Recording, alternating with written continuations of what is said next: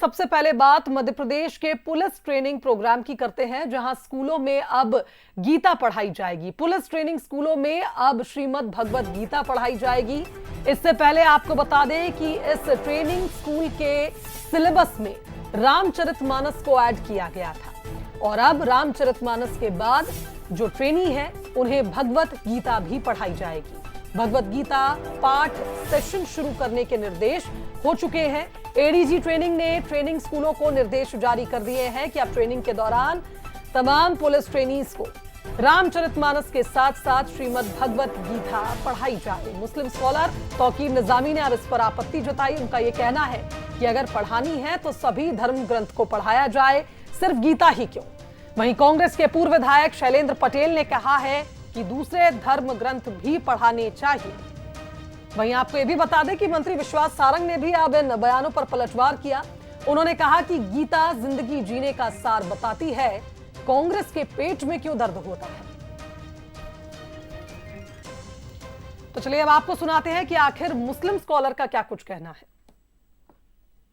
विचारधारा को जो पूरे देश में थोपने की कोशिश की जा रही है, देश गांधी की विचारधारा, अंबेडकर की विचारधारा से देश चलेगा। और अगर आपको गीता, महाभारत और सब पढ़ानी है पुलिस एकेडमी में, तो मैं ये कहना चाहता हूँ कि फिर गुरबाणी, कुरान और दूसरे धर्म के धर्म ग्रंथों को भी आपको पढ़ाना पड़ेगा। जो आज साहिब मसनद हैं वो कल नहीं होंगे, जो आज साहिब मसनद हैं वो कल नहीं होंगे।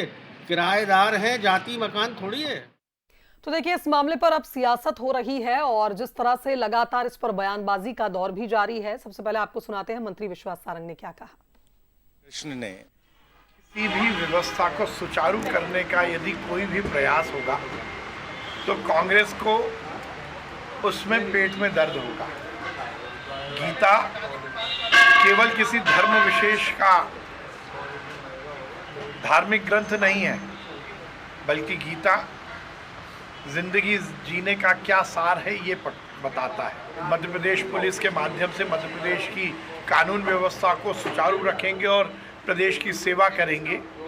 उनको यदि गीता का पाठ पढ़ाया जाएगा तो इसका सकारात्मक परिणाम देखने को मिलेगा। भगवान कृष्ण ने हम सबको जीने की राह बताई है, किस तरीके से हमें हमारा जीवन शैली होना चाहिए, कर्म प्रधान हमें होना चाहिए। बहुत अच्छी बात है, लेकिन हमारा जो देश है वो धर्मनिरपेक्ष देश है।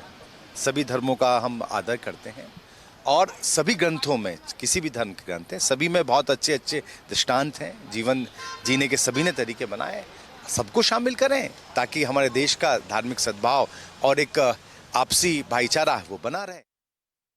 तो देखिए, पुलिस ट्रेनिंग में गीता का पाठ पढ़ाया जाएगा, धैर्य सिखाने के लिए, जिंदगी के मूल्यों को सिखाने के लिए और पुलिस के अधिकारियों को जीवन मूल्यों का पाठ पढ़ाने के लिए, जहां गीता के श्लोक अब गूंजेंगे ट्रेनिंग प्रोग्राम्स में।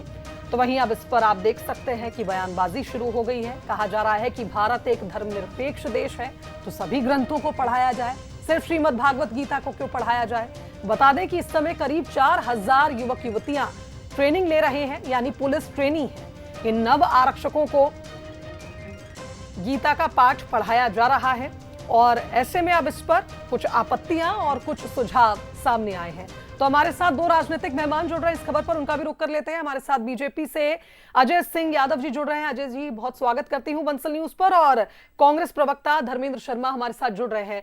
सबसे पहले अजय जी, आपके पास ही आना चाहूंगी, क्योंकि एक फैसला हुआ है तो अब उस पर सुझाव आ रहे हैं कि सिर्फ रामचरितमानस और श्रीमद् भगवत गीता ही क्यों, अन्य ग्रंथों को भी पढ़ाना चाहिए, क्योंकि भारत तो धर्मनिरपेक्ष देश है। देखिए शुभांगी जी, गीता का ये सार है कि जीवन में जटिलता से निपटना, आंतरिक शांति खोजना और नैतिक रूप से जीवन जीने के लिए एक व्यवहारिक रूप से मार्गदर्शिका गीता है। कर्म पर ध्यान देना, संतुलन बनाना, ध्यान रखना, नैतिक आचरण, ये सब चीजें गीता के सार में हमें मिलती हैं। तो पुलिस सेवा में जो लोग काम कर रहे हैं उनके लिए श्रीमद् भगवत गीता निश्चित ही कारगर सिद्ध होगी और इसको तो सभी को आत्मसात करना चाहिए। ऐसे में कांग्रेस जैसी विपक्षी पार्टियां केवल इसलिए विरोध कर रही हैं क्योंकि उन्हें सनातन से विरोध है। अगर ये भगवत गीता की जगह किसी तुष्टीकरण की राजनीति वाले धर्म का ग्रंथ होता तो कांग्रेस जैसी पार्टियां समर्थन करने लगती। लेकिन भगवान कृष्ण ने जो संदेश दिया है गीता का संदेश मध्य प्रदेश के पुलिस कर्मियों के लिए आवश्यक है और इससे उनकी सेवा में भी सुधार होगा।